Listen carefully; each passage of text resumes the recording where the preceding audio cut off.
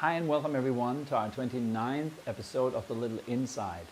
As you might have already guessed, I'm still Tobi, and this week we are going to experience the joy of meditation together. Let's get started right after the intro.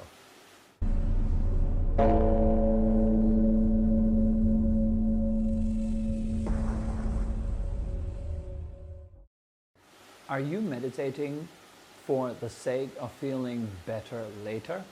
For more joy in the future? Are you thinking that your meditation will hopefully finally get you to the promised land of deep peace and inner happiness? So well, we can say that you are partially right with that and partially also wrong. You are right because it takes a certain effort to meditate. We are wrong in assuming that happiness is something that can happen only later and is a result of a lot of tension and effort.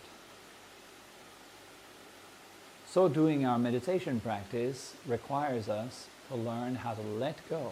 For example, we let go of time. We let go of future and past making in the mind.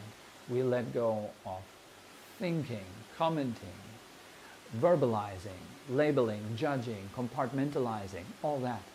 We let go of that too. And each time you let go, a lightening happens.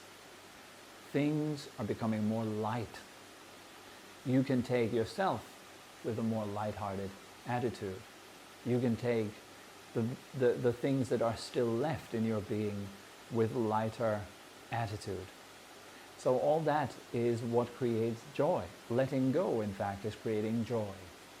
The more you let go, the more joy bubbles up inside of you. And it will bubble up because it is not weighed down by all the heavy stuff, such as time, thinking, worrying, expecting, hoping, fearing, etc. Now, as long as we're bringing these kind of attitudes as hoping and fearing and so forth into our meditation practice, then our meditation will look precisely like this. I hope that by torturing myself through an hour of straight sitting, I will finally end up more relaxed and released.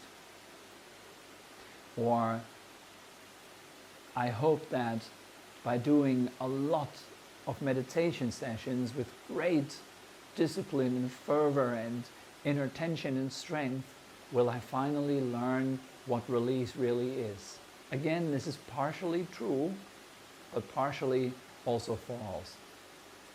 It is right that we need to make effort. But the effort that feels that your happiness and fulfillment and enlightenment, etc., are in the future, in another moment, in another moment other than this moment, that is what leads to false effort. So right effort means that you are letting go of everything that is not true right now. And that naturally leads to joy. In my past, in my time, I have met many people who were on the inner path who practiced meditation, including myself. And for many, many years, I have actually cultivated meditation with an attitude of not being good enough, but hoping to be better in the future. Doing meditation to please my teachers, doing meditation to please myself, but of course I'm never feeling enough. I'm never feeling that I'm good enough. I'm never feeling that I'm worthy enough and so forth. So it doesn't work. Meditation wasn't a joyful thing for me for a long, long time. And then on top of that, I have heard a few teachings that were discussing the attachment to the bliss in higher meditations. And so I've read about this and I discussed this with my teachers, and yes, they said it's a very real kind of thing that you can get really attached to the bliss of higher meditation, so one shouldn't get attached to this bliss and so forth. So I had that in my head. It was one of my first kind of notions that I developed about meditation. And then later on I met my current teacher, and he talked about enjoying yourself in meditation practice.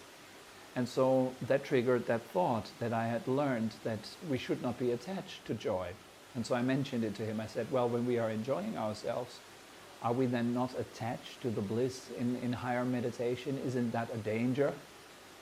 And his answer was very simple yet profound. He said, first, get there. So first, before we have all these kind of ideas and conceptions about attaching to bliss, it is really important to be able to develop this bliss, because it is your driving force. We're not trying to develop some sort of neutral mental state.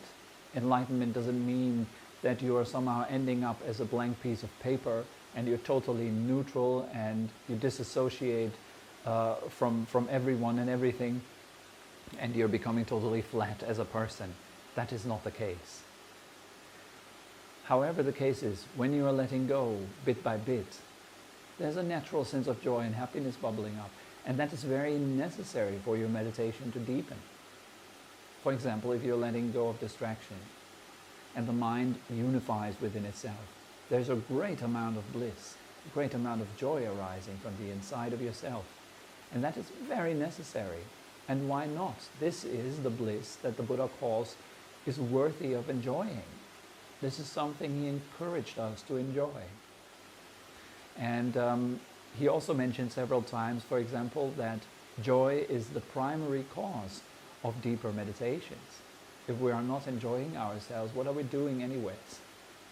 So instead of taking ourselves and our spiritual practice and all that is pertaining to that self very seriously and create a lot of heaviness with it, it is important to loosen up, quite literally, our attention around thought, our attention around time. Let go, release, happiness is the natural result. You can have people that have meditated for 20 plus years, but there is no happiness in their life. They're miserable. They feel like they're not getting there, they've wasted a lot of time, and all that it takes is the ability to enjoy yourself in this moment and to let go of everything that is not original to this moment, that is not true in this moment. This is an obstacle to bliss, to joy. The path to the end of suffering is a path of happiness. In fact, the end of suffering is a synonym for real or true happiness. Happiness is very important in meditation. If we are neglecting it, and if we feel that we should not attach to happiness in meditation, we are surely not developing deeper kind of meditation, because happiness is a vital part of meditation, joy a vital part, bliss a vital part of meditation. This is what gives you power, it is what empowers your awareness, and finally helps you to let go from everything except, to let go from everything, really. That's what meditation is all about. So I hope that was useful in some ways. This is all that comes to mind for this week. And I really do hope also that you're enjoying your meditation practice.